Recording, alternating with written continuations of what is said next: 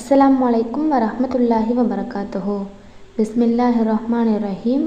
அல்ஹம்துலில்லாஹி ரப்பில் ஆலமீன். அல்லாஹும்ம ஸல்லி அலா முஹம்மதின் வ அலா ஆலி முஹம்மதின் வபாரிக் வஸல்லிம். இன்னைக்கு ரஜபு மாதத்தோட 27வது நாளில் ஒரு சிறப்பான அமலை பற்றி பார்க்க போகிறோம்.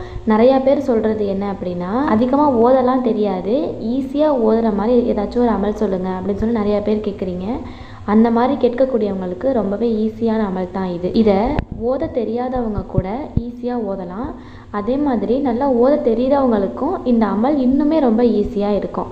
இப்போ நம்ம அந்த அமல் என்னங்கிறத பார்க்கலாம். இந்த அமலை நம்ம ஓத ஆரம்பிக்கிறதுக்கு முன்னாடி அமல்களிலேயே மிக சிறந்தது, அதாவது திக்ர்களிலே மிக சிறந்த கலிமாவை நம்ம ஓதி இந்த அமலை ஆரம்பிக்கணும். லா இலாஹ இல்லல்லா அப்படிங்கிற கலிமா எல்லாருக்குமே தெரிஞ்சது. ஆனால் அதனுடைய நன்மை அப்படிங்கிறது ரொம்பவே பெருசு. அல்லாஹ் மறுமை நாளில் 7 வானத்தையும் 7 பூமியையும் ஒரு தராசுலையும், இந்த லா இலாஹ இல்லல்லா அப்படிங்கிற கலிமா ஒரு தராசுலையும் வச்சான்னா, அந்த 7 வானம் மற்றும் பூமிங்கிறது இந்த கலிமாவை விட எடை கம்மியாக இருக்குமாமா. இந்த கலிமா தான் அது எல்லாத்தையும் விட எடை அதிகமாக இருக்குமாமா. அப்படிப்பட்ட கலிமா தான் இந்த லா இலாஹ இல்லல்லாங்கிற கலிமா. எல்லாத்தை விடையுமே நன்மையை அதிகமாக நமக்கு அள்ளி அள்ளி கொடுக்கக்கூடிய ஒரு கலிமாவாக இது இருக்குது. அப்போ நம்ம எந்த ஒரு துவாவோ அமலோ எது செய்ய ஆரம்பித்தாலுமே ஃபஸ்ட்டு நம்ம கலிமாவை ஓதிட்டு நம்ம அந்த அமலை செய்ய ஆரம்பிக்கும் போது அதனுடைய சிறப்பு இன்னுமே ரொம்ப அதிகமாக இருக்கும். நம்ம நபி முஹம்மது நபி ஸல்லல்லாஹு அலைஹி வஸல்லம் அவங்களுமே அதிகமான நேரங்களில் கலிமாவை தான் ஓதியிருக்காங்க. அப்போ நம்மளும் இந்த அமலை செய்ய ஆரம்பிக்கிறதுக்கு முன்னாடி லா இலாஹ இல்லல்லா அப்படிங்கிற இந்த கலிமாவை முதல்ல ஓதிக்கலாம். அதே மாதிரி இந்த கலிமாவை ஓதும் போது, யா அல்லாஹ் நான் ஒன்றை தான் வணங்குறேன், நான் அல்லாவை மட்டும்தான் வணங்குறேன் அப்படின்னு சொல்லிட்டு நம்ம மனசால் உணர்ந்து ஓத வேண்டியது ரொம்பவே அவசியம். இந்த கலிமாவை குறைஞ்சது 71 முறையிலிருந்து அதிகபட்சமாக எந்த அளவுக்கு முடியுதோ அந்த அளவுக்கு ஓதிக்கலாம். அடுத்ததான் நம்ம ஓத வேண்டியது இஸ்திக்ஃபார். பொதுவாகவே நம்ம அல்லாட்ட எந்த துவா கேட்குறதாக இருந்தாலும் நம்ம அந்த துவாவுக்கு முன்னாடி அல்லாட்ட பாவ மன்னிப்பு கேட்டுட்டு நம்ம துவா செய்யும் போது அந்த துவாவையும் அல்லாஹ் தஆலா உடனடியாக ஏற்றுக்கொள்கிறான். அப்போ கலிமா ஓதி முடித்ததுக்கு அப்புறமா அஸ்தக்ஃபிருல்லா அப்படிங்கிற இஸ்திக்ஃபாரை 71 முறை ஓதிக்கணும். இதுவும் கலிமா மாதிரி தான். குறைஞ்சபட்சம் 71 முறையிலிருந்து அதிகபட்சமாக எந்த அளவுக்கு முடியுதோ அந்த அளவுக்கு ஓதிக்கலாம். மனிதர்களாகிய நம்ம அல்லாட்ட பாவ மன்னிப்பு கேட்கும் போது அல்லாஹ் ரொம்பவே மகிழ்ச்சி அடைகிறான். அப்போ அல்லாஹ் அதிகமாக மகிழ்ச்சி அடைகிறதுனால நம்ம கேட்கக்கூடிய துவாக்களையும் உடனடியாக நமக்கு கபூல் செஞ்சு கொடுக்குறான். அடுத்ததாக நம்ம ஓத வேண்டியது ஒரு இஸ்மு. ஃபஸ்ட்டு நம்ம கலிமாவை ஓதிட்டோம், அதுக்கு அடுத்து நம்ம இது வரைக்கும் செய்த பாவங்களுக்காக அல்லாட்ட பாவ மன்னிப்பும் தேடிட்டோம். நம்ம இப்போ ஓத போகிற இந்த இஸ்மு அல்லாவை புகழ்கிற விதமாக இருக்கும். யா அர்ஹமர் ராஹிமீன். நம்ம இந்த இஸ்மின் மூலியமாக அல்லாட்ட யா அல்லா நீயே கிருபையாளர்களுக்கெல்லாம் மிக சிறந்த கிருபையாளன் அப்படின்னு சொல்லி நம்ம அல்லாவை புகழ்கிறோம்.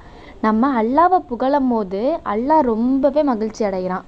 நம்ம எந்த ஒரு துவா செய்ய ஆரம்பிக்கிறதுக்கு முன்னாடியும் அல்லாட்ட பாவ மன்னிப்பு தேடுறதும் அல்லாவை புகழ வேண்டியதும் ரொம்பவே அவசியம். அப்போ இந்த யா அர்ஹமர் ராஹிமீன் அப்படிங்கிற இந்த இஸ்மையும் குறைஞ்சது 71 முறையிலிருந்து அதிகபட்சமாக எந்த அளவுக்கு முடியுமோ அந்த அளவுக்கு ஓதிக்கலாம். ஒரு உதாரணத்துக்கு 71 முறையிலிருந்து ஒரு 300 முறை அந்த மாதிரி ஓதிக்கலாம். இல்லை 300 விட அதிகமாக ஓத முடியும் அப்படின்னாலும் அதை விட அதிகமாகவும் ஓதிக்கலாம். அடுத்ததாக நம்ம ஓத வேண்டியது சலவாத்து. இந்த அமல்னு மட்டும் கிடையாது, மற்ற எந்த அமல் செஞ்சாலுமே நம்ம அந்த அமலில் சலவாத்தையும் முக்கியமாக சேர்த்துக்கொள்ளணும்.